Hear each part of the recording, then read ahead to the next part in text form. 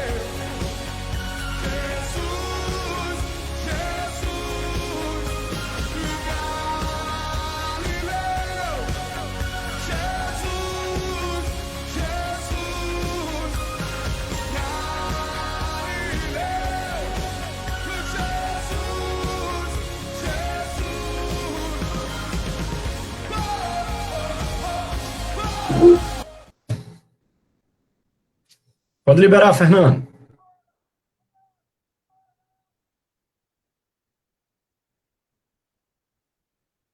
Amém. É com alegria e satisfação que saudamos os nossos amados irmãos na santa e gloriosa paz do Senhor. Nós estamos dando início ao nosso culto de ensino, nosso culto da palavra da Assembleia de Deus, do Núcleo Bandeirante, aqui no Riacho Fundo 1.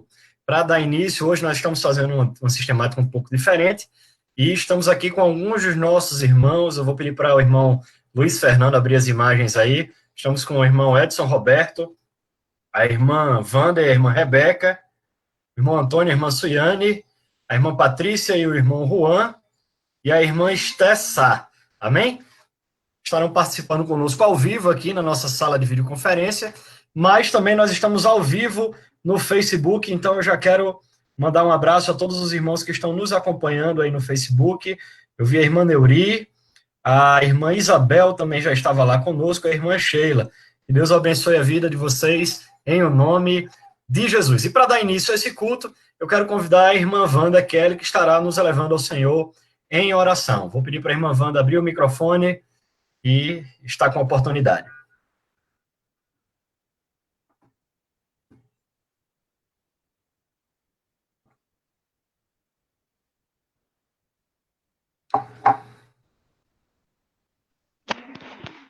Amém. Quero cumprimentar todos os irmãos da paz do Senhor, né, online aqui, diferente, mas estamos aqui juntos para a honra e glória do nome do Senhor. Vamos estar orando. Soberano Deus, eterno Pai, estamos neste momento, ó Pai, apresentando este culto, meu Pai, de transmissão online, mas que o Senhor venha estar abençoando as nossas vidas, que as nossas mentes, nossos corações venham estar voltados a Ti, meu Pai.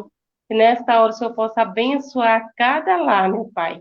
Em nome de Jesus Cristo, renovar, fortalecer a cada um dos teus servos, meu Pai, que nesta noite venhamos estar aprendendo da tua palavra, Pai. Em nome de Jesus Cristo, fala fortemente aos nossos corações, porque precisamos ouvir a tua voz falando conosco, ó Pai. Em nome de Jesus, amém. Que susto. A gata. Glória a Deus. Eu quero também mandar Foi um a abraço. gata, gente. Pode fechar o Cat. microfone, irmã Wanda, por favor. Quero também mandar um abraço aqui para a irmã Adilson Garcia, que está nos acompanhando, a irmã Jussara Torres e a irmã Aparecida, que Deus abençoe no nome de Jesus. Vamos louvar o Senhor. Quero convidar a irmã Patrícia e o irmão Juan, que estarão adorando a Deus neste momento para a glória do Senhor.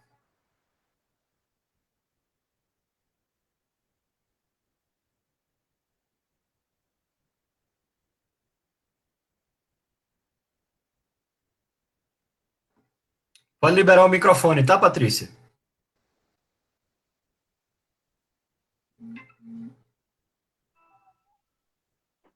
Aê, a paz do Senhor, irmãos. Eu queria te convidar a cantar uma canção comigo agora. Uma canção, mas que você cante comigo, que você não apenas me ouça cantar ou me assista cantar, que você participe deste momento de adoração conosco nessa noite. Uma canção que nos faz mostrar que o nosso Deus é o Deus impossível, Deus dos deuses, e que está conosco, e que Ele é Deus, independente da situação. Amém? Vamos louvar?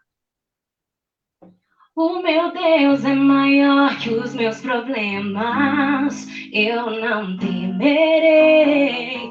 Com Jesus eu vou além, ainda que a tristeza não floresça e não haja fruto na videira. Eu não temerei, não, pois Ele vai além das nuvens. O sol não deixou de brilhar, só porque a terra escureceu.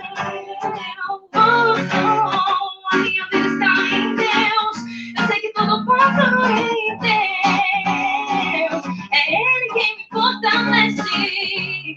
Eu vou seguir com fé. Com meu Deus eu vou para a rocha mais alta que eu sei pra onde vou.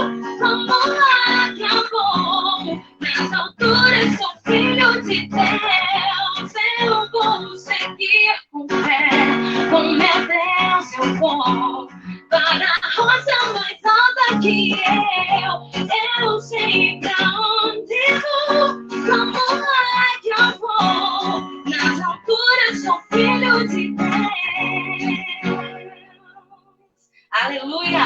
O meu Deus sabe tudo que eu preciso pra sentir a paz dentro do meu coração, ainda que a lua adormeça e não haja fruto na videira. Eu não temerei, não, pois sei que para além das nuvens o sol não deixa de brilhar, só porque a terra escureceu. A minha vida está em Deus. Eu sei que tudo passou em Deus. É Ele quem me fortalece. Eu vou seguir com fé. Com meu Deus eu vou para a rocha mais alta que eu sei pra onde vou. Como é que eu vou? Nas alturas sou filho de Deus. Eu vou seguir com fé.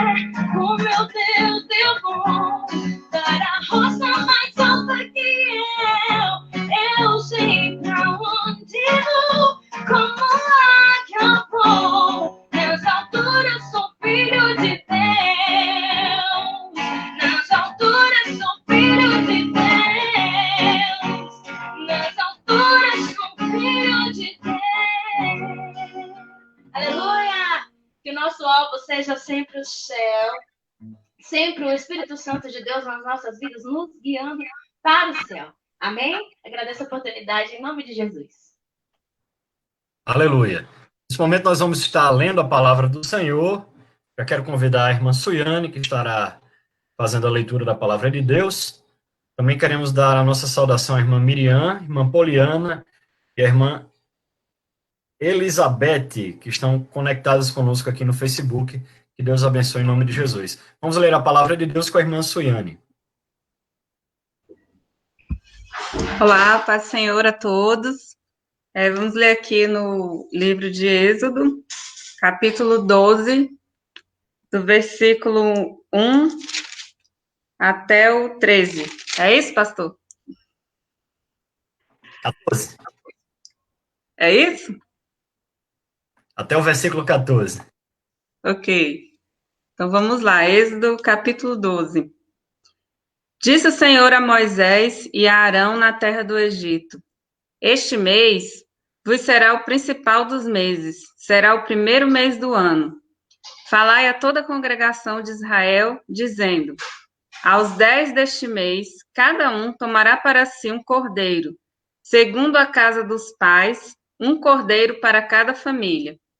Mas, se a família for pequena para um cordeiro, então convidará ele seu vizinho mais próximo, conforme o número de almas, conforme o que cada um puder comer.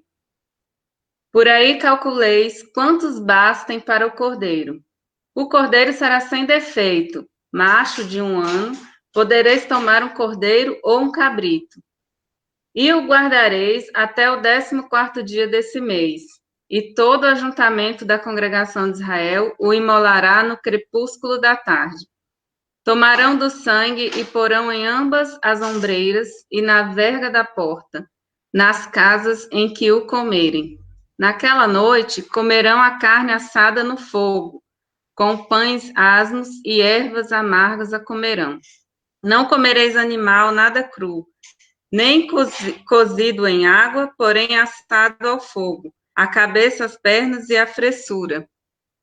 Nada deixareis dele até pela manhã. O que, porém, ficar até pela manhã, queimá-lo-eis. Dessa maneira comereis lombos cingidos, sandálias dos pés e cajado à mão, comê-lo-eis à pressa, é a Páscoa do Senhor. Porque naquela noite passarei pela terra do Egito e ferirei na terra do Egito todos os primogênitos, desde os homens até os animais. Executarei juízos sobre todos os deuses do Egito. Eu sou o Senhor. O sangue vos será por sinal nas casas em que estiverdes. Quando eu vir o sangue, passarei por vós, e não haverá a vós praga destruidora, quando eu ferir a terra do Egito. Este dia será por memorial, e o celebrareis como solenidade ao Senhor. Nas vossas congregações o celebrareis por estatuto perpétuo. Amém. Irmã Suiane, pode orar pela palavra, e logo mais a irmã Patrícia louva mais um hino, tá certo, Patrícia? E vamos entrar aqui na ministração já. Amém, vamos orar então. Senhor meu Deus, nós estamos aqui, meu Pai, nessa transmissão online, Senhor. Nós não estamos na nossa congregação, que é física, mas nós estamos aqui unidos em espírito, meu Pai. Nós te pedimos agora que o Senhor venha e traga discernimento, traga a palavra, traga o pão para cada um que está acompanhando essa noite, que nós possamos sair daqui renovados, que nós possamos aprender da tua palavra, meu Deus. Nós pedimos, abençoa o teu servo, que através dele nós possamos nos alimentar da tua palavra, Senhor. Amém.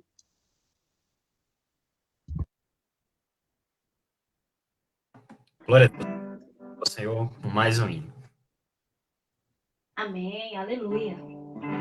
Vamos louvar ao Senhor com mais uma canção que fala sobre vitória, né? E eu já falei isso uma vez, que a maior vitória que nós poderíamos ter um dia já foi conquistada por Jesus numa cruz. Então, que nós possamos ser gratos por todo o restante, né? Porque a maior já temos, que é a nossa salvação, que foi conquistada pelo sangue de Jesus. Então, vamos cantar ao Senhor. Amém.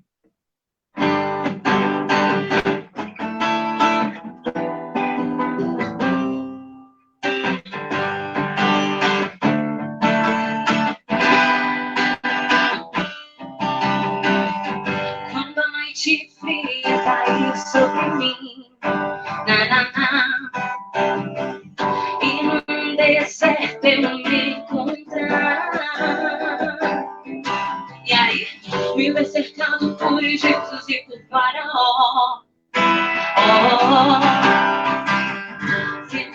impedido de prosseguir. Eu sei que o teu fogo cairá sobre mim. Eu sei que o teu fogo cairá sobre mim. Aleluia. E me levará em te confiar. E me levará em te confiar. Então eu direi, abre-se o mar. E eu passarei voando dançando em sua presença. Então eu direi, abre-se o mar. E eu passarei voando dançando em sua presença. Quando a noite fria caiu sobre mim, e num deserto eu me encontrar, me deu cercado por Egito e por Faraó, sendo impedido de prosseguir. Eu sei que o meu fogo cairá sobre mim. Sei que o teu fogo cairá sobre mim. E me levará em te confiar. Então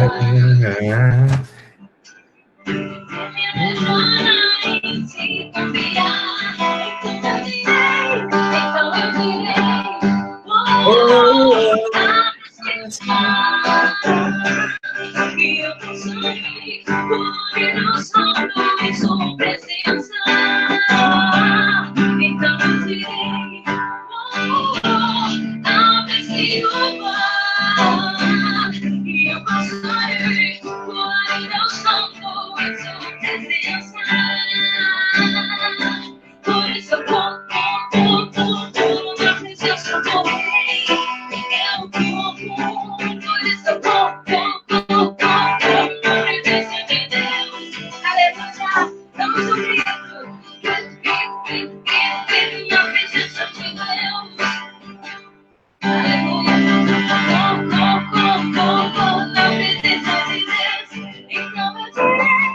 Então eu direi, abre-se o mar. E eu passarei voando dançando em sua presença. Então eu direi, abre-se o mar. E eu passarei voando dançando em sua presença. Senhor. Glória a Deus, aleluia, glória a Jesus, agradeço a oportunidade. Amém, glória a Deus. Me empolguei aqui, esqueci de desligar o microfone. Mandar a paz do Senhor também para a irmã Cândida, irmã Alice, que eu vi aqui agora, tá certo? Deus abençoe em nome de Jesus. Vamos dar início já ao estudo. Glória a Deus. Então, na aula passada, nós estivemos aqui falando um pouco a respeito de Antigo Testamento, tá certo? Os irmãos estão me ouvindo bem? Dê um glória a Deus aí. A imagem está chegando bem e o áudio. Amém? Amém, pastor. Tudo certinho. Show de bola, então. Vamos nessa. Então, irmãos, no culto passado, nós estivemos aqui ministrando e falando a respeito do Antigo Testamento. A gente deu uma visão geral de como os livros foram estruturados, né? Falamos um pouco sobre o cânon e entramos, fechando o livro de Gênesis, entramos no livro de Êxodo, tá certo? Hoje nós vamos continuar com Êxodo por um motivo muito específico. Nós estamos vivendo a Semana Santa, justamente a semana que antecede a comemoração da Páscoa, tá certo? O texto que a irmã Suiane Couto leu aí foi justamente o texto da instituição da Páscoa, que nós vemos em Êxodo 12, quando, após a última praga, antes da última praga do Egito, Deus orienta seu povo a estar ungindo, né, cingindo os umbrais das portas com o sangue de um cordeiro, fazendo um sacrifício em função disso, e depois comendo a carne assada desse cordeiro, tá bom? A gente vai dar continuidade num panorama geral do livro, e eu queria compartilhar com os irmãos, não sei se eu consigo passar a transparência bem aqui, uma estrutura geral que a gente imagina ser do livro de Êxodo, tá certo?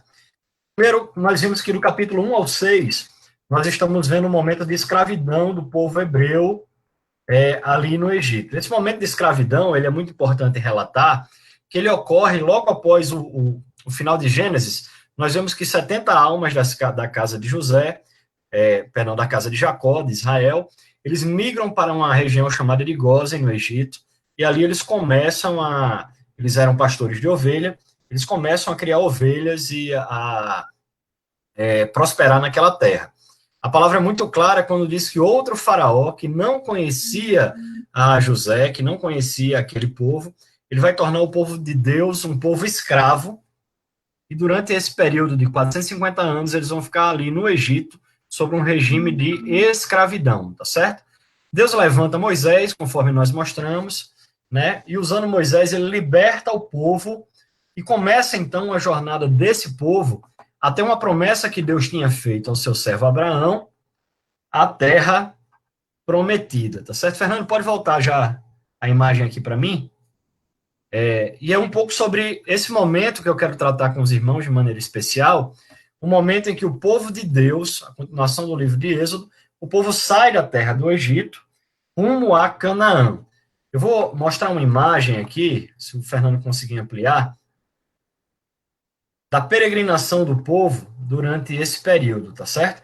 Eles saem aqui da região de Gósen, tá certo? No Egito, em direção ao Monte Sinai.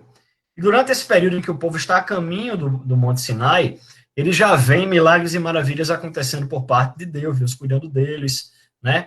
Nós vemos o primeiro grande milagre quando o povo sai da terra do Egito, né? Que é a abertura do Mar Vermelho, é algo grandioso que ocorre naquele lugar, e após isso, Deus também começa a manifestar sinais e maravilhas grandiosos, reforçando que ele cuidava de Israel. A Bíblia nos relata que de dia uma nuvem cobria o povo, e quando essa nuvem caminhava, o povo tinha que caminhar também, protegendo o povo do calor, e à noite, protegendo o povo do frio, havia uma coluna de fogo que iluminava, afastava os animais do deserto e aquecia o povo no deserto, tá certo? Era uma prova do cuidado de Deus com o povo. Deus ele ia apresentando o seu cuidado e o seu poder ao povo de Israel de maneira constante durante toda aquela jornada.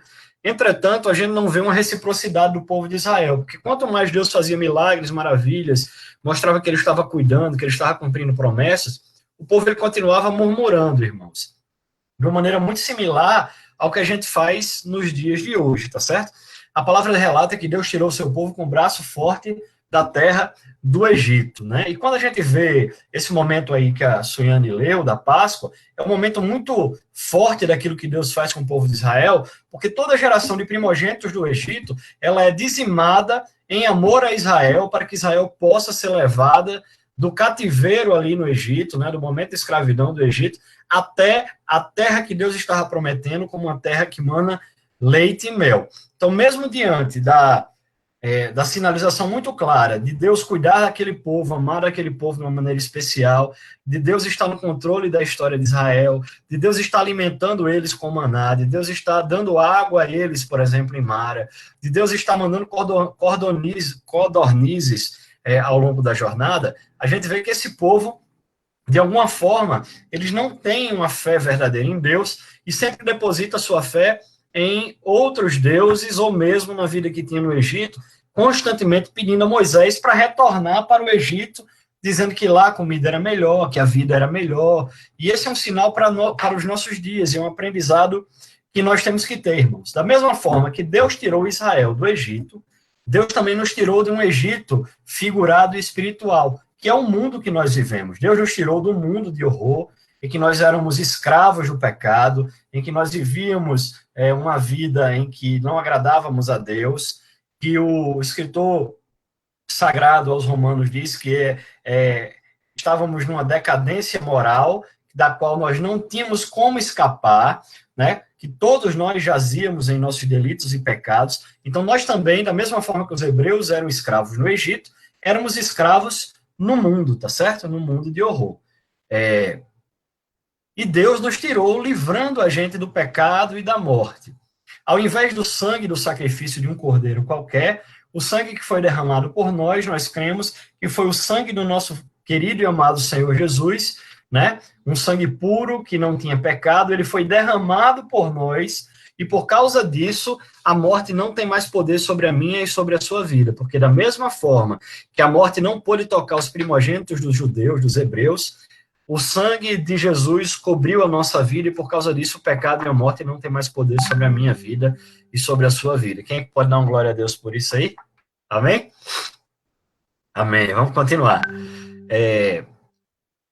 Quando o povo ele vai andando esses dias todos no deserto, eu falei ainda no ensino passado, eles chegam à borda de um monte chamado de Monte Sinai. Vou colocar uma imagem aí do Monte Sinai, vocês estão vendo? Bota o destaque aí no Monte Sinai, Fernando. Amém? Pronto.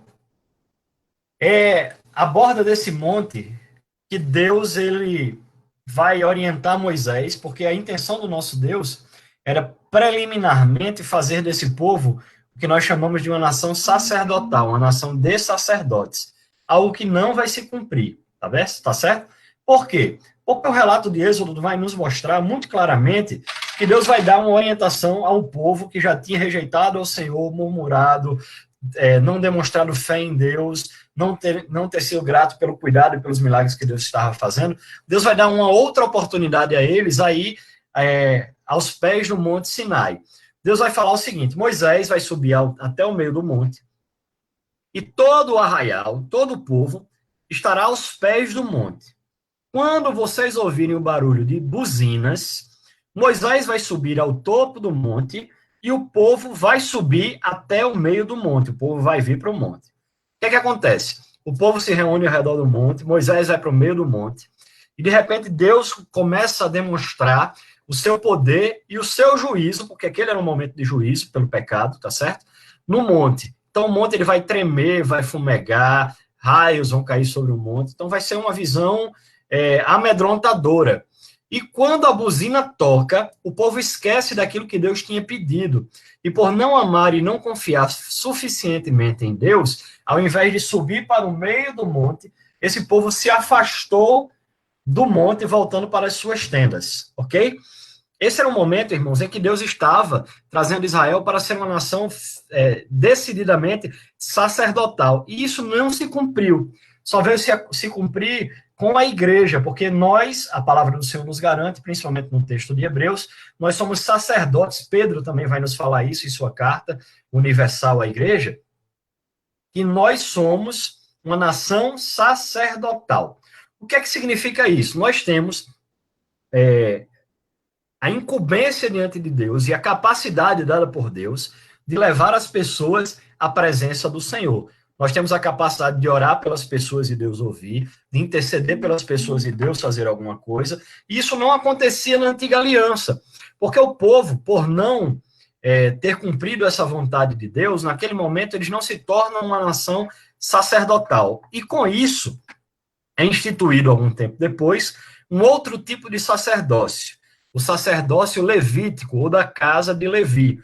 Levi era uma das tribos de Israel, e ela foi separada para servir ao Senhor, né, de maneira diferente das outras tribos. Ela era uma tribo que era exclusiva de Deus.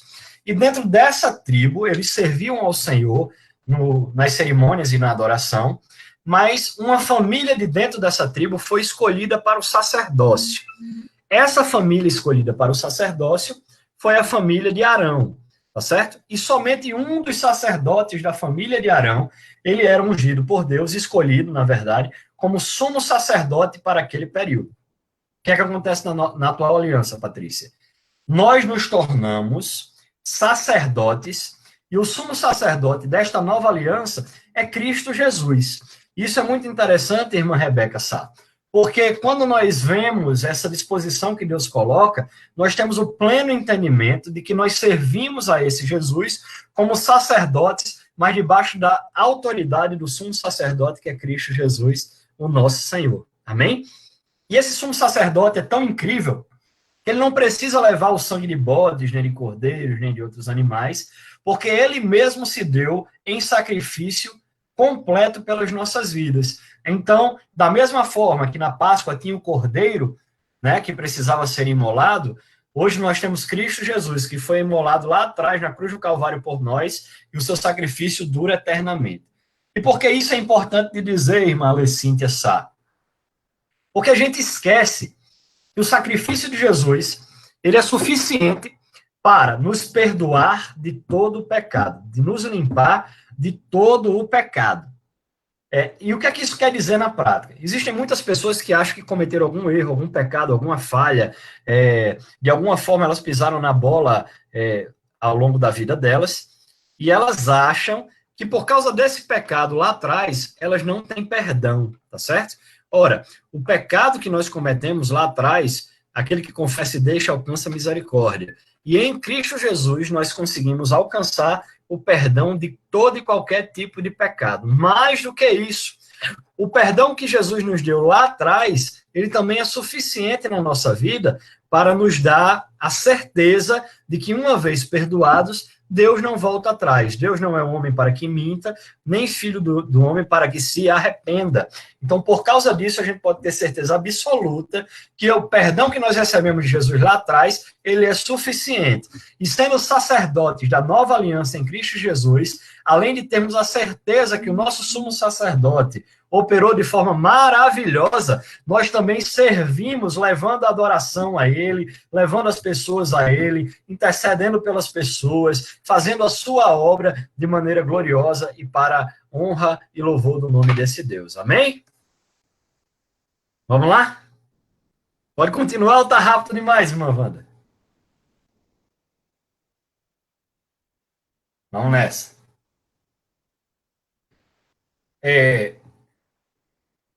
A gente já falou muita coisa sobre Êxodo ainda na aula passada, e eu quero trazer mais algumas informações específicas aos irmãos. Tá? É aqui que Moisés ele vai subir ao monte e vai receber da parte do Senhor as tábuas da lei, tá certo? Que nós chamamos de 10 mandamentos.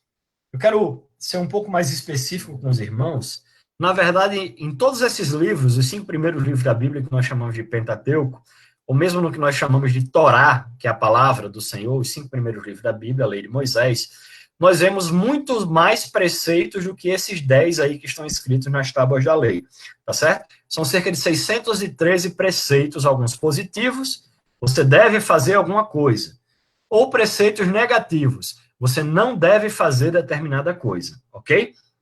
Mas há um resumo especial nisso que nós chamamos de a lei de Moisés, ou os 10 mandamentos, tá certo?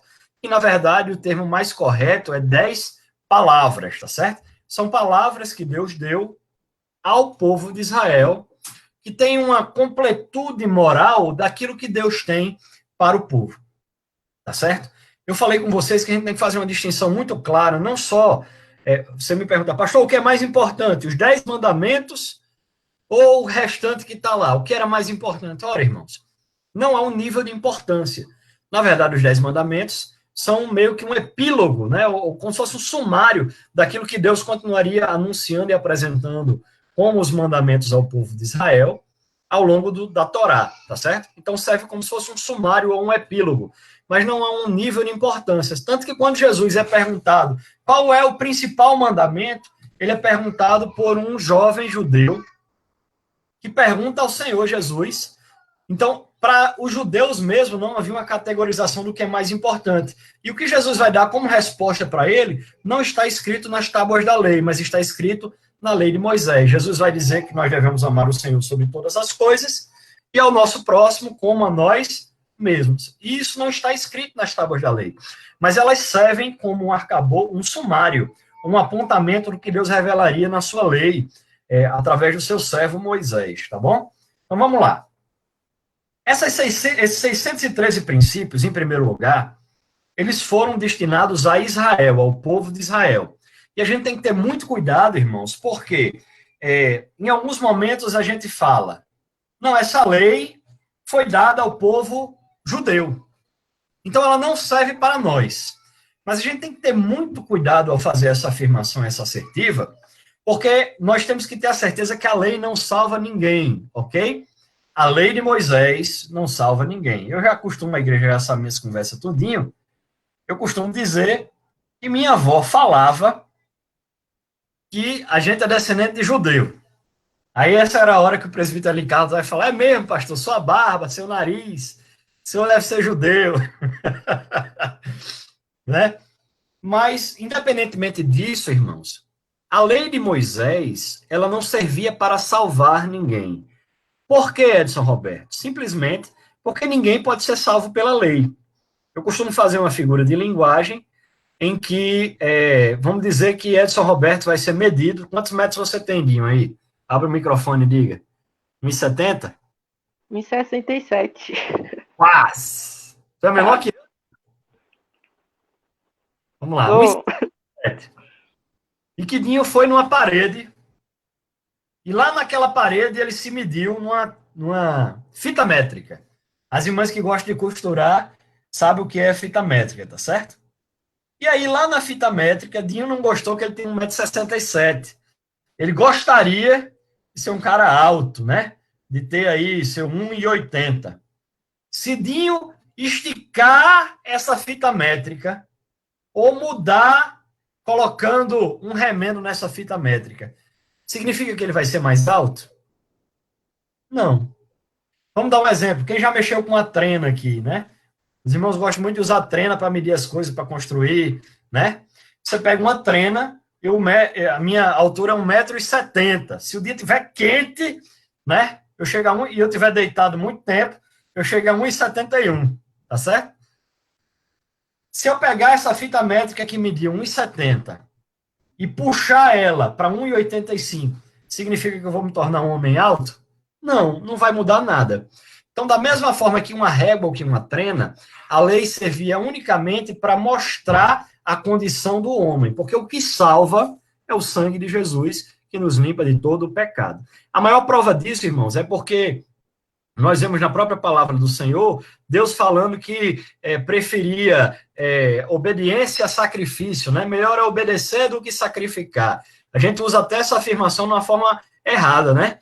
Irmã Wanda não quer me obedecer em alguma coisa, ou não quer obedecer ao Senhor em alguma coisa. A gente fala, irmã Wanda, é melhor obedecer do que sacrificar. Mas, na verdade, era Deus falando para o povo, olha, vocês matam os animais, fazem os sacrifícios, derramam o sangue, mas vocês não me obedecem naquilo que eu mando vocês fazerem. É melhor vocês obedecerem a mim do que sacrificar a mim. Eu me agrado mais da obediência do que o sacrifício.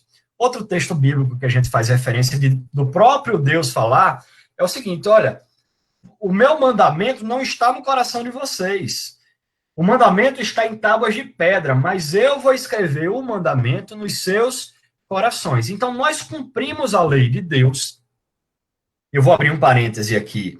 Nos aspectos morais, já eu explico por quê, já que nós sabemos que essas características morais estão diretamente relacionadas ao caráter e à personalidade do nosso Deus, tá bom? Então, vamos lá. Não matarás, tá na lei, tá certo? Tá na lei. Significa que, a partir do momento que Jesus morreu e a graça, né, o tempo da lei passou e veio o tempo da graça, Jesus morreu por nós. Significa que eu posso ficar matando o povo aí? À torta e à direita?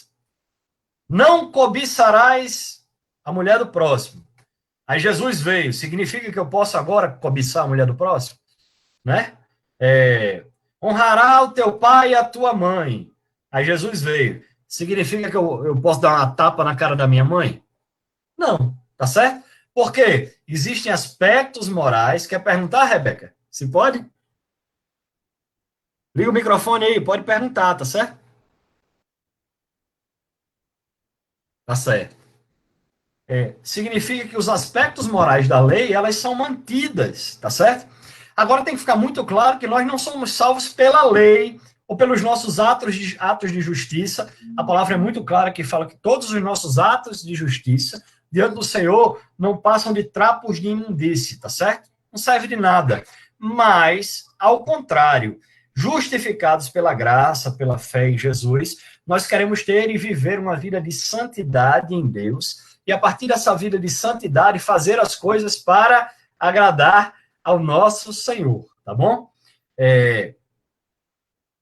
Pai Senhor, Kena, que bom lhe ver. Então, nós passamos a fazer as coisas para agradar ao Senhor, não porque nós temos medo do juízo que vamos receber, mas porque sabemos que o grande livramento que Ele deu para as nossas vidas, e por amor nós passamos a ter uma vida piedosa, uma vida de santidade, uma vida de abnegação, uma vida em que nós queremos fazer as coisas para Deus, uma vida em que nós nos dedicamos de maneira especial a Jesus, tá bom? Então, a lei não podia salvar ninguém. Irmã Wanda, tá juntando as cestas básicas, glória a Deus. Aí alguém chega para a irmã Wanda e aí fala, irmã Wanda, vem aqui em casa, porque eu tenho R$ 10.000 aqui para a senhora comprar tudo de cesta básica e doar aos pobres. Isso é bom, irmãos? É bom demais. É cesta básica para ajudar os pobres. Mas significa que quem doou vai ser salvo ou, de alguma forma, mover o coração de Deus para privilegiá-lo porque ele fez alguma coisa? Obviamente não. A salvação é pela graça, a remissão é pela graça. O favor imerecido de Deus, ele não depende dos nossos atos. Entretanto, nós passamos a ter atos de justiça, de caridade, de bondade e de todas essas coisas porque nós queremos agradar a esse Deus que nos comprou por preço de sangue. Diferente do povo de Israel, lá na beira do Monte Sinai, nós, ao invés de fugirmos de Deus para as nossas tendas, pelo menos a maioria de nós está tentando isso, busca subir ao monte para encontrar com Deus na sua presença. O povo de Israel tinha medo de Deus. Nós, pelo contrário, amamos esse Deus, por isso nós queremos agradá-lo. Beleza? Todo mundo entendeu aí? Então vamos continuar. Na continuidade de Êxodo, vou terminar Êxodo hoje, em nome de Jesus. Na continuidade de Êxodo, nós vemos uma determinação de Deus. Vocês estão vendo aí o tabernáculo? Coloca o tabernáculo aí, Fernando. Aê! Nós vemos uma determinação de Deus para que Moisés construísse uma estrutura para que o Senhor fosse adorado. Ora, a concepção de adorar a Deus de uma forma, de um relacionamento direto, ainda não era muito clara. Deus já revelava isso desde Gênesis, mas ainda não era muito claro para o povo de Israel. Aí, essa é a hora que vocês perguntam, por que, pastor? Por que, pastor? Em primeiro lugar, porque eles estavam inseridos na cultura do Egito. E lá no Egito havia uma estátua para tudo, um templo para tudo, existiam vários deuses, e o povo de Israel estava vivendo dentro dessa cultura. Os povos pagãos que estavam ao redor do Egito e de Israel, da mesma forma, também estavam vivendo assim. Então, vocês lembram que quando Moisés desce do Monte Sinai, né, ele demora um pouquinho mais do que o povo esperava, e por causa disso, eles juntam joias e fazem um bezerro de ouro, não é? O que é que Deus vai instituir? Né? Deus vai rejeitar essa concepção do bezerro de ouro, vai haver juízo sobre Israel por causa disso, mas o Senhor revelou que ele habitaria dentro do povo. E quem mora, mora em algum lugar, não é isso, irmã Wanda Kelly? A irmã Wanda Kelly mora aí no Riacho Fundo 1, na casa dela é o lugar que ela mora. O povo de Israel vivia em tendas que estavam se movendo pelo deserto, naquele caminho que eu mostrei aos irmãos, tá certo? Então, para que Deus habitasse no meio do povo, era necessário também haver um lugar da adoração, onde todos os rituais da antiga aliança fossem cumpridos no meio do arraial. Nós vamos chamar de tabernáculo. E ele é importantíssimo, irmãos.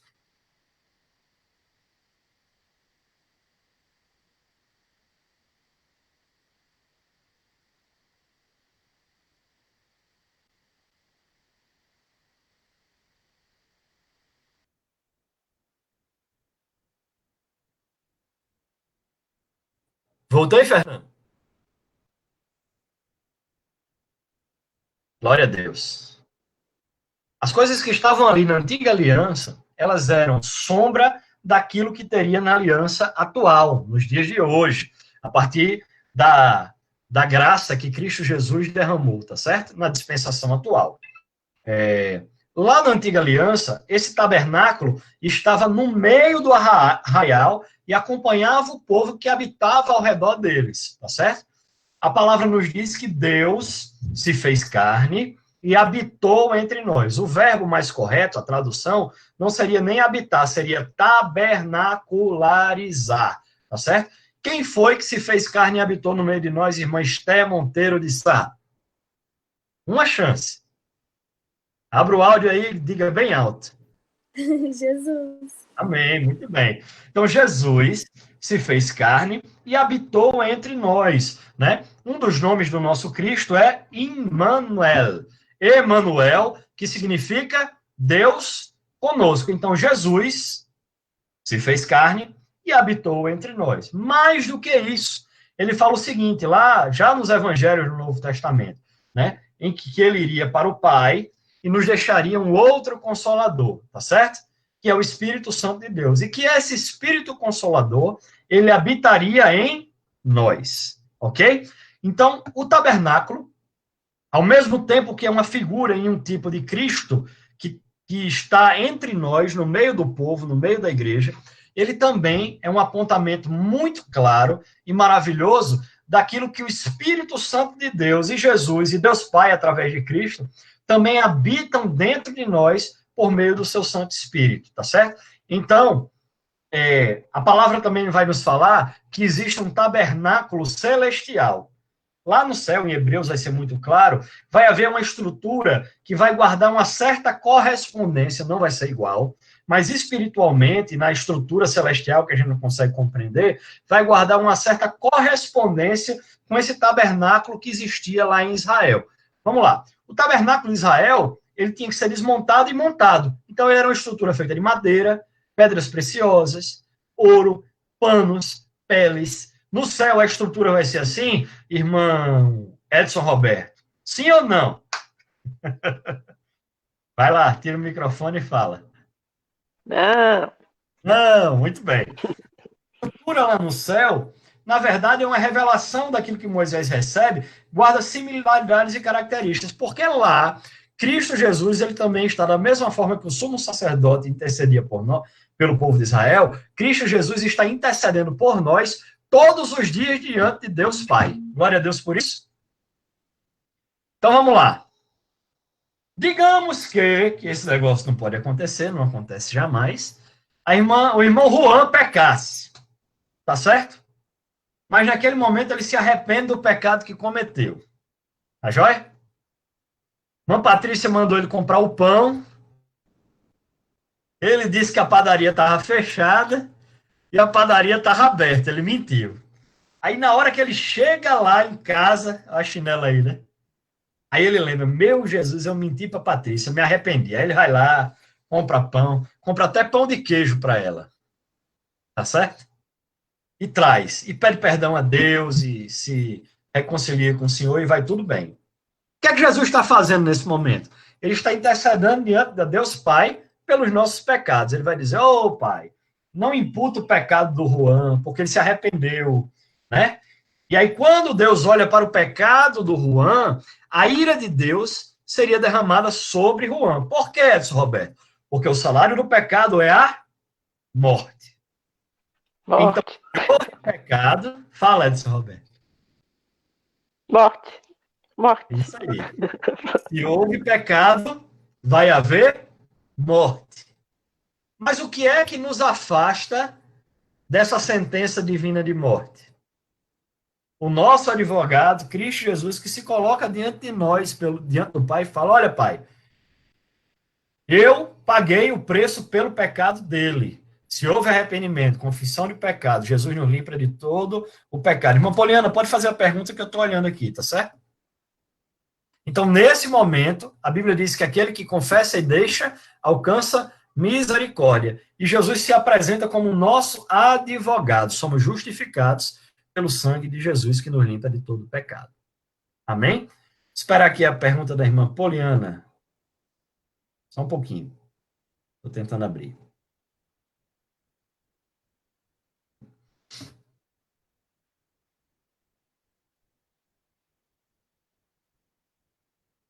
E no meu celular, a Patrícia ainda está cantando.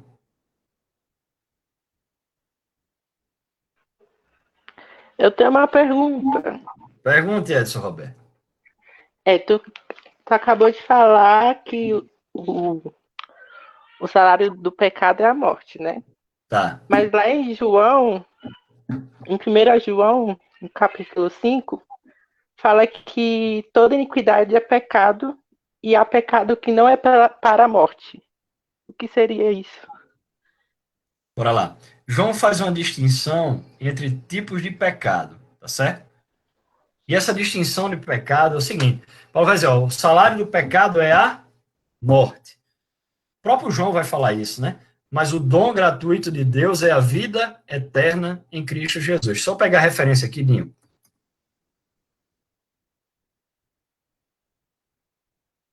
Romanos 6:23, tá certo? Perdão, Paulo vai falar isso pra gente. João vai fazer uma distinção dizendo que existem pecados que são mortais, tá certo?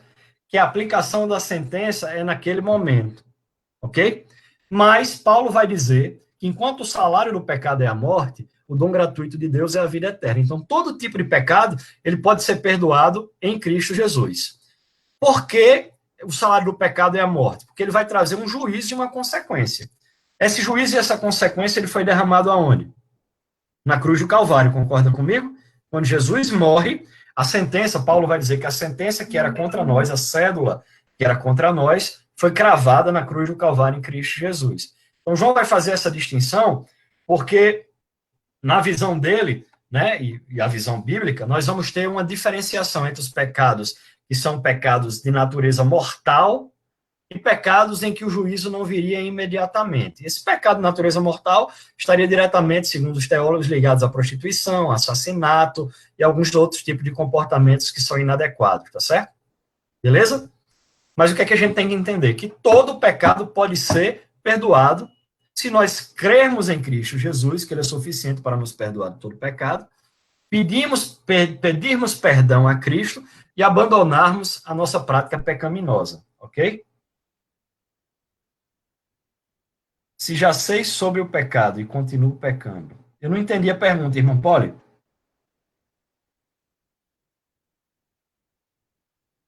Vou dar sequência aqui, tá certo? Qualquer coisa eu vou tentar. Espera aí que eu me perdi. Ok. E aí, irmãos, esse tabernáculo que estava lá no Êxodo, ele vai ter uma estrutura que vai apontar para Cristo Jesus. Várias características vão apresentar Cristo Jesus tipologicamente, não é o assunto da lição aqui. Mas ele tinha objetos de culto similares ao que nós veremos nesse tabernáculo que existe, nesse tabernáculo celestial, o escritor aos Hebreus vai nos apresentar. E esses objetos de culto, eles apontam também para a obra salvífica de Jesus. Eu já comentei isso em outros cultos de doutrina, eu não sei se é necessário aqui, mas você tem, por exemplo, a pia, que o sacerdote tinha que se banhar, nos mostra que Jesus nos purifica de todo o pecado, né? Você tinha o altar, onde ocorria o sacrifício, mostra o local de juízo, né, em que a ira de Deus se manifesta pelo pecado, né, que foi em Cristo Jesus, consumada. Né? Entrando, isso ainda na área de fora, né, no que nós chamamos de átrio, tá certo? Entrando do átrio para o lugar santo, nós vimos outros objetos. Eu acho que eu botei até uma foto aqui. Né? Você tinha o lugar da propiciação. Vou baixar aqui um pouquinho para vocês verem. Vocês estão conseguindo ver, irmãos? Aqui, ó. Do lado de fora você tinha a pia, ok? Você tinha o altar do sacrifício. Dentro você tinha a mesa dos pães da propiciação. Você tinha um incensário. Você tinha um candelabro. Cada objeto desse apresentava Cristo ou uma característica de Cristo da mesma forma, né? Então a pia nos mostra que Jesus nos limpa de todo pecado. né? O local do holocausto, o altar do holocausto mostra a justiça de Deus, né? O local dos pães da propiciação mostra a comunhão que nós passamos a ter com Cristo Jesus, né? E a provisão dele para a nossa vida. O incensário representa as nossas orações que chegam até o céu, a Cristo Jesus nos dias de hoje, né? O candelabro vai mostrar que Jesus, a luz de Cristo, passa a iluminar a nossa vida, ele é a luz do mundo. E dentro nós temos a Arca da Aliança, tá certo? Com o propiciatório, que era o local onde Deus se manifestava de maneira especial, tá bom? Deixa eu ver se eu consigo.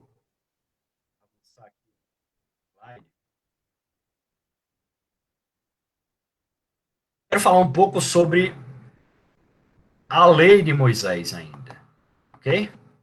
Vamos lá. Conseguindo ver? Vamos lá. A lei de Moisés tem 3 tipos de categorização. Você tem a lei moral, a lei cerimonial e a lei civil, tá certo? Alguns autores juntam a civil com a cerimonial, mas eu gosto de fazer uma distinção entre elas, tá certo? Vamos lá. O que é a lei civil? O povo de Israel era uma nação, era um povo ali, tá certo? Reunido como Estado já.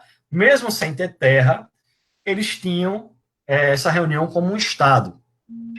E por causa disso, ele precisava de uma série... Eles precisavam de uma série de regras de comportamento em sociedade.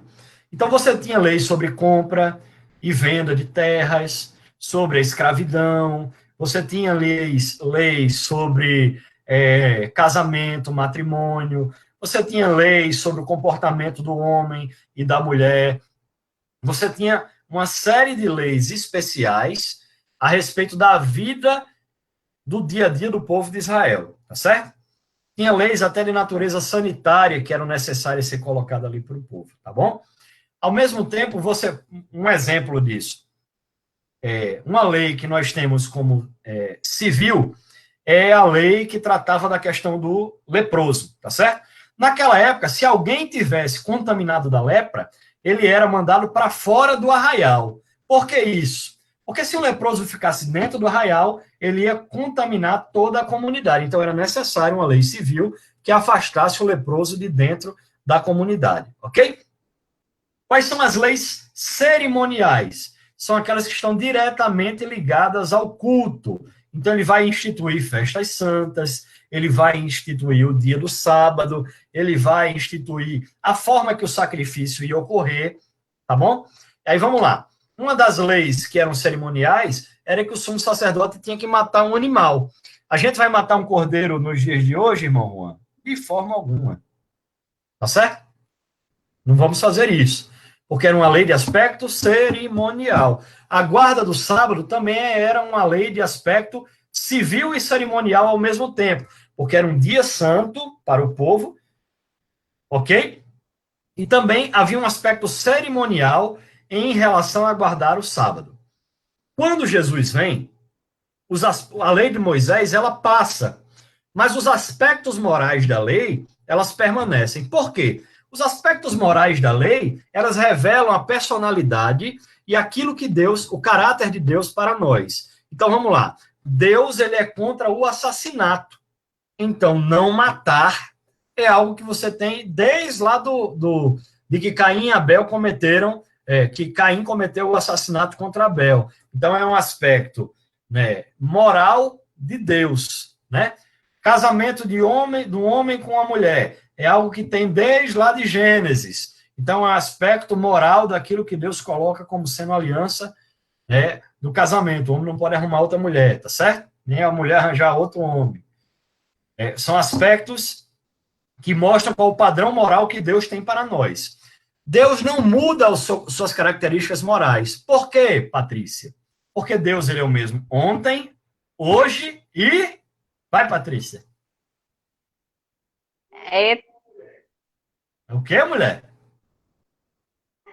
eternamente. Eternamente. Muito bem. Então, Deus não muda o seu caráter moral. Então, aquilo que está na antiga aliança relacionado ao aspecto moral não vai nos trazer salvação se cumprirmos, mas ele apresenta qual é a posição que Deus tem para nós cumprirmos. E por amar a Cristo Jesus e saber que aquele é o padrão que ele tem para nós e que está fora daquilo significa pecado, nós cumprimos aquilo. Por isso que eu só tenho uma mulher, por isso que eu não vou matar ninguém, por isso que eu honro meu pai e minha mãe, por isso que eu não posso cobiçar nada que é do meu próximo, por isso que eu devo amar a Deus sobre todas as coisas e o meu próximo como a mim mesmo. São aspectos morais que estão na antiga aliança e que Cristo Jesus traz para a nova aliança, não como forma de sermos salvos, mas como padrão moral que ele tem para a gente seguir.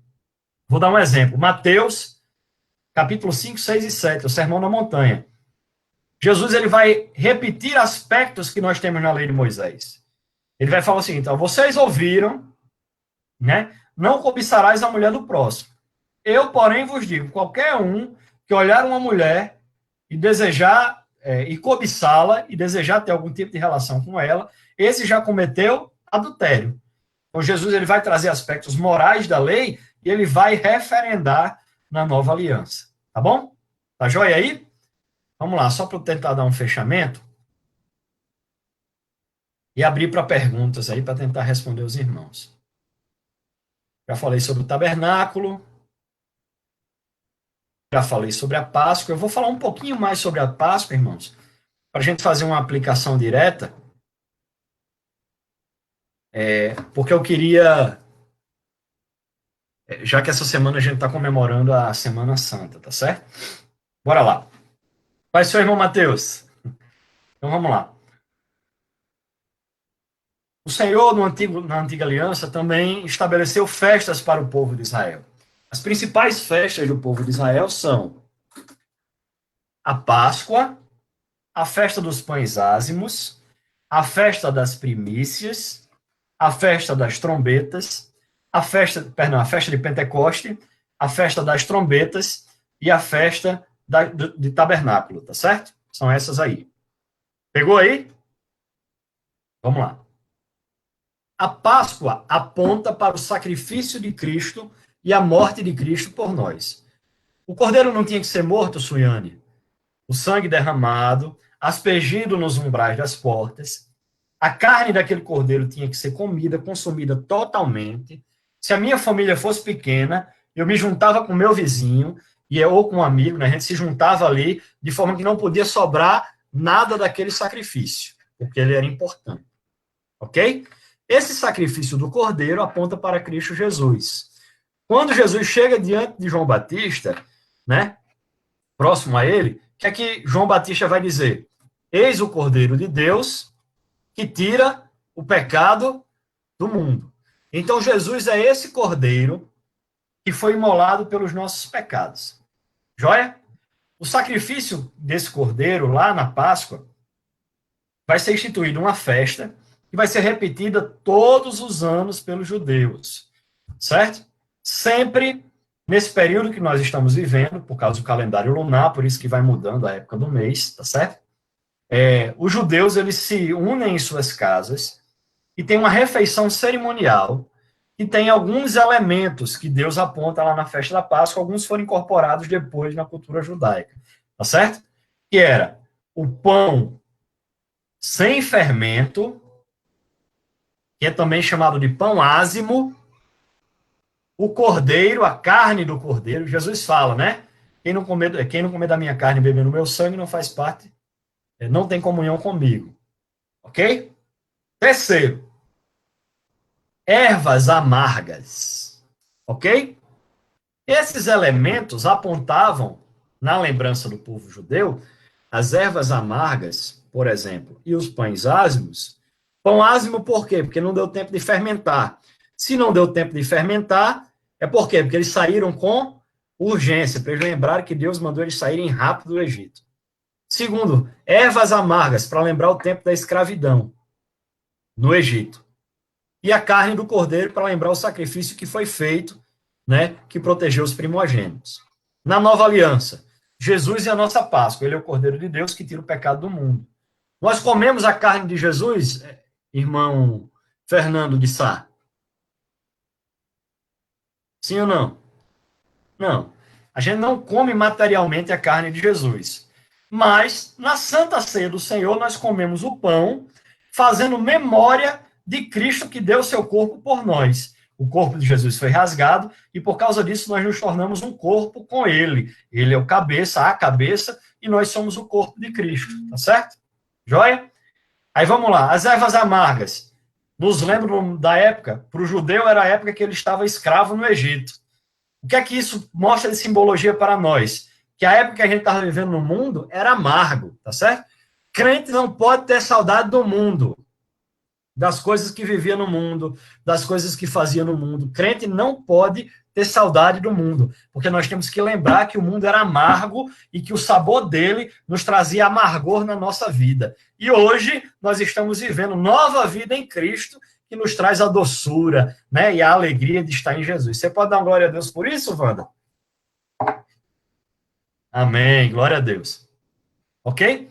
E o pão asmo, qual é a aplicação que a gente tem por aqui agora? Paulo vai dizer que a gente não deve deixar nossa vida levedar como se fosse com fermento na farinha. O que é que acontece com o pão aí, os irmãos que gostam de fazer pão, se alguém gostar e souber fazer pão, por favor, quando passar a quarentena, faça um pão de batata para mim, que eu gosto demais, tá certo? O que é que você fazia? Você moe trigo, água, tal, não sei o quê, e para o pão crescer rápido, você colocava um fermento biológico. Esse fermento ia fazer um processo químico ou biológico, tá certo? Na época era biológico, e o pão, a massa dele ia crescer, estufar, se encher de ar. Joia? A nossa vida não pode ter fermento, porque o fermento mostra confusão e pecado na nossa vida. Paulo vai dizer que nós também temos que ter a nossa vida ázima, tá certo? Sem essa fermentação do pecado. Então, crente que vive em confusão, em fofoca, que não larga os costumes do mundo, que compra e não paga, que não dá testemunho de crente, esse está cheio de fermento na sua vida. A gente tem que tirar o fermento de lado, porque a vida do crente em Cristo Jesus é como se fosse pão ázimo, tá certo? Tá joia? Aí, bora lá. Jesus se dá em sacrifício por nós. Patrícia caiu aqui. Jesus se dá em sacrifício por nós. Ele é o Cordeiro de Deus que tira o pecado do mundo. E por causa disso, nós podemos ter certeza da vida eterna. E como ele ressuscitou, eu falei da festa das primícias para vocês, né? Também. É um apontamento. Jesus ressuscitou, sendo a primícia dos que dormem. Qual era o apontamento da festa das primícias, Edson Roberto, para a nossa vida? É porque se Jesus ressuscitou primeiro, nós também vamos ressuscitar. Não na festa das primícias, mas na festa das colheitas, tá certo? Quando Jesus nos arrebatar, nós seremos também ressurretos e temos a esperança de vida eterna, porque da mesma forma que as primícias da colheita apontavam para Jesus, ele foi o primeiro que ressuscitou. Nós também ressuscitaremos para viver com ele eternamente no céu. Glória a Deus. Alguém tem alguma dúvida aí? Grite agora. Eu já vou acabar. Rebeca tem que ligar o microfone, Dinho. Gente, a Esté tava que comia, né? Rebeca, Eu tenho uma pergunta. Qual é a pergunta, Rebeca? Eu tenho uma pergunta. Qual é, Dinho? Aqui fala, não comereis nada cru, nem cozido na água. Então, o cordeiro, por que ele era assado? Não estou ouvindo. Fala de novo, Dinho. Aqui no capítulo 12, né, no versículo de 9, fala que o cordeiro tinha que ser assado, não podia ser cozido em água. Por quê? Você sabe? Porque ele já apontava para o sacrifício do holocausto. O cordeiro no holocausto ele tem que ser queimado no altar. Era churrasco mesmo, sabe, Dinho? Outros costumes que estão na lei de Moisés, mas eles são aspectos ligados diretamente à questão civil e mais civil, tá certo? Era aconselhado que você não comesse a carne cozida no leite. Então não ia poder comer o estrogonofe, por exemplo. Ou alguns tipos de animais não podiam ser comidos, tipo camarão, tá? Isso tudo tem uma explicação. Imagina o povo no deserto, sem ter acesso a padrões de higiene. A gente sabe que uma comida feita no leite, rapidinho estraga e dá o quê, irmã Wanda? Dor de barriga, né? Outra Na hora. Se você comer peixe de couro ou camarão e tiver cirurgiado ou com alguma inflamação, o que é que vai acontecer? Aumenta. Vai piorar a infecção, não é? Então, tem esses aspectos aí que eram apresentados, tá bom? Então, Dinho, o padrão colocado era realmente queimar o cordeiro, ele era assado, tá certo?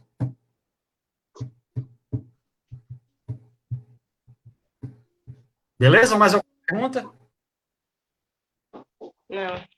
O Sabe que senhor isso- falou que tem Pastor, uns pecados que são para a morte e outros não, né? Mas todo pecado não tem aquele negócio Pois é. que fala que não existe pecadinho no pecadão? Não acho É, pecado. foi a distinção que eu É fiz. O tudo que é que João... pecado. Foi a distinção que eu fiz. O que é que João está dizendo? Existe pecado que não é para a morte, tá certo? Porque ele não estava falando da forma da concepção global do pecado. Ele estava dizendo, olha, tem pecado que imediatamente vai trazer um juízo de morte sobre a vida. E outros não vão trazer imediatamente, ok? Mas Paulo é muito claro em Romanos, quando ele fala que todos pecaram, e todos foram destituídos da glória de Deus. Então, o pecado traz destituição da glória, afastamento da glória de Deus, da presença de Deus. Ele vai dizer, o salário do pecado é a morte. Todo pecado vai levar à morte espiritual. Não levar a física, mas vai levar a espiritual.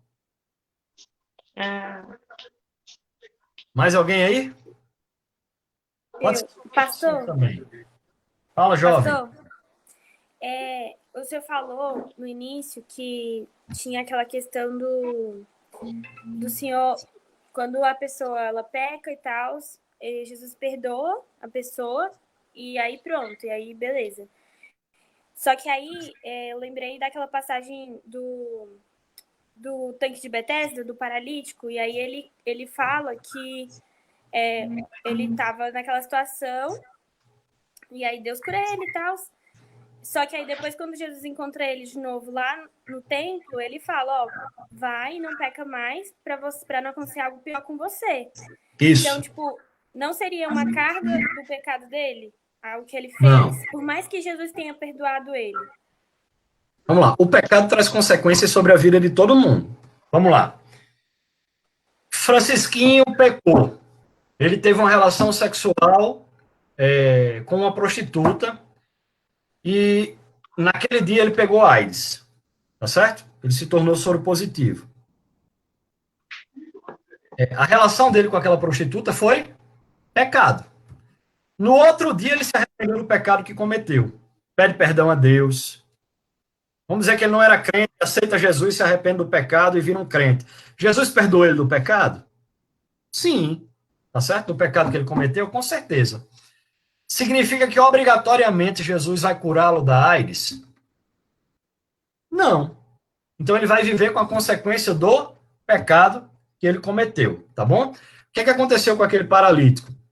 O judeu, ele tinha o costume de atrelar o pecado, ou a doença, a algum tipo de pecado. E nem sempre, isso é uma visão que algumas igrejas neopentecostais têm hoje, né, que a doença está diretamente ligada a pecado. E não necessariamente.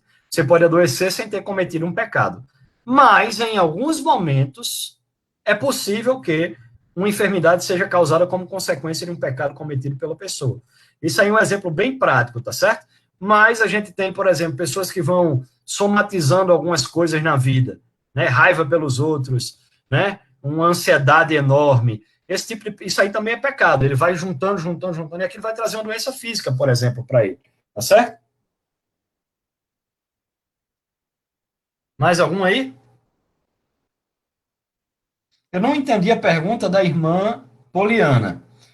Se já sei sobre o pecado e continuo pecando. Vamos lá.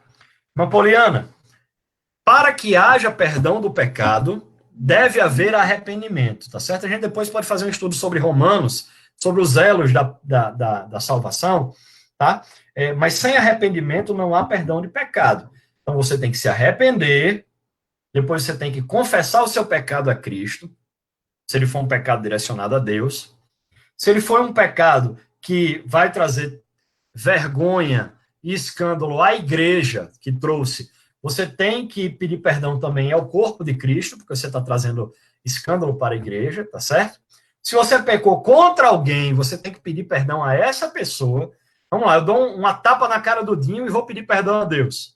Não pode ser assim. Eu tenho que pedir perdão a Deus e tenho que pedir perdão a Dinho, tá certo? Senão, não vale. Se Dinho não me perdoar, aí eu insisto, levo testemunho, ele continua sem me perdoar. Aí é ele Deus, tá certo? Mas eu fiz minha parte e Cristo me perdoa do meu pecado. A partir do momento em que há arrependimento, confissão de pecado, né?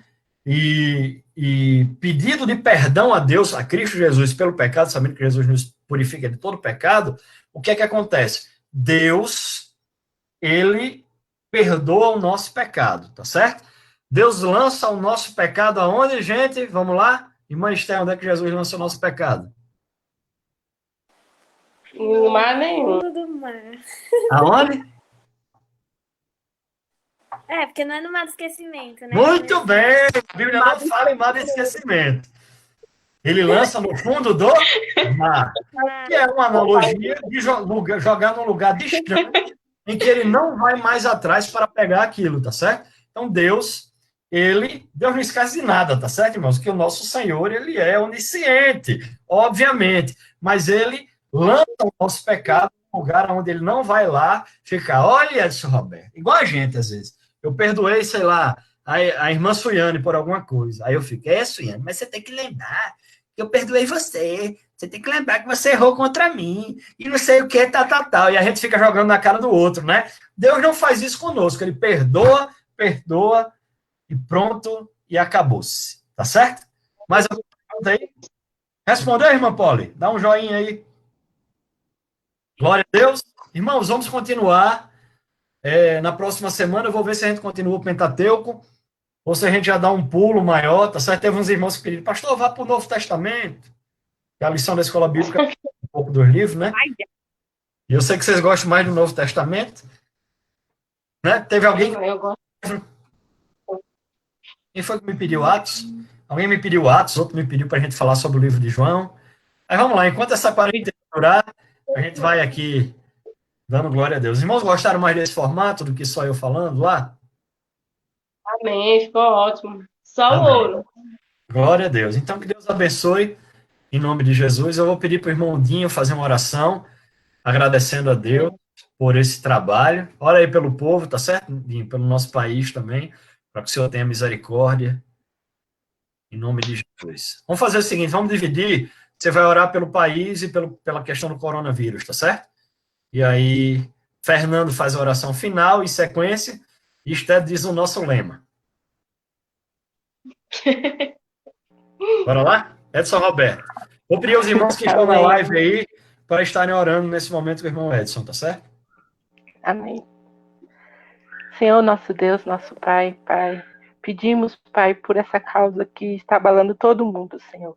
Que Tu possas estar encando com providência, tenha misericórdia em nossas vidas, Senhor. Que possamos ter cautela, fazer o que as autoridades exigem, Senhor. Dê sabedoria às autoridades para a melhor forma de agir.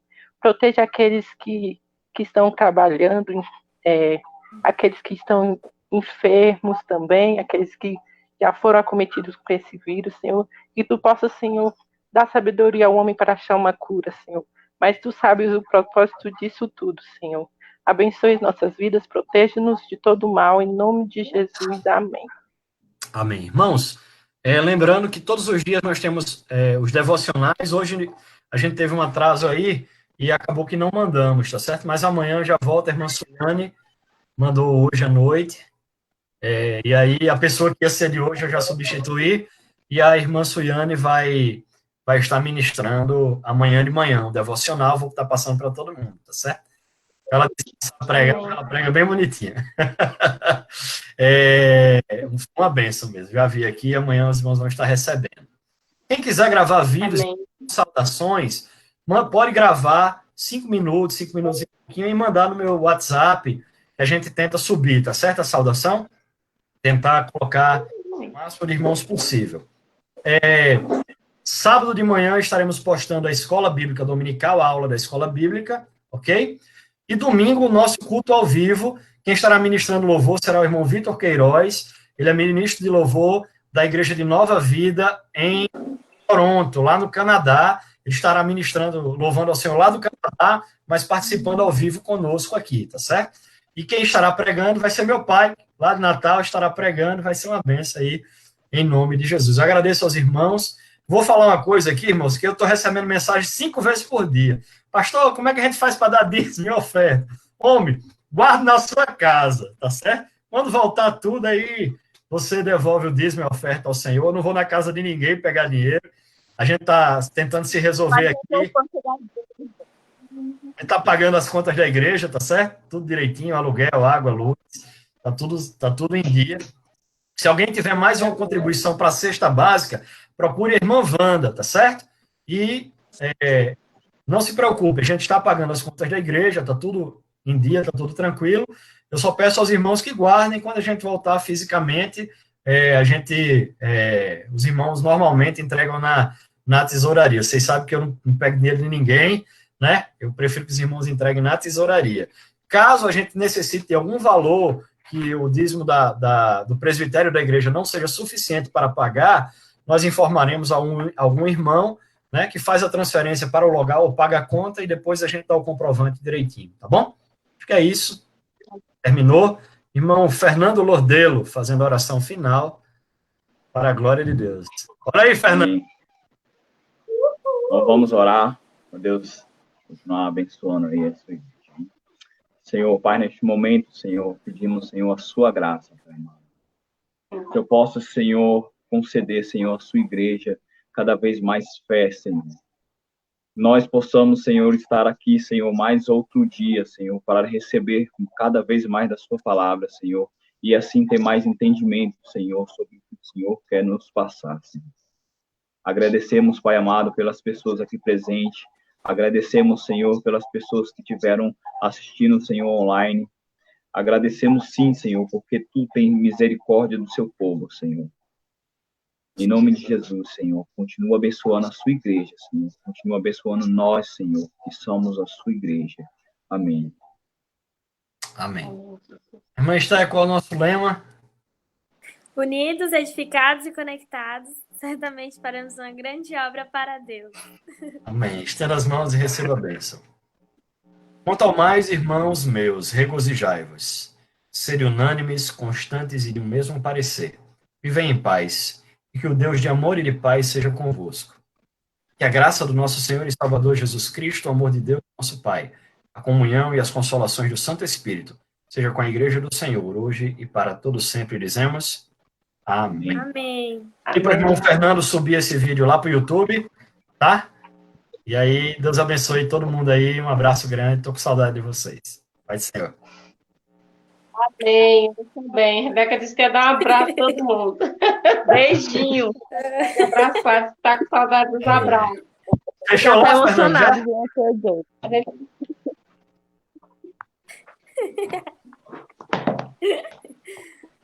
E aí, pessoal, o que, é que vocês acharam? A gente pegou esse pé comendo.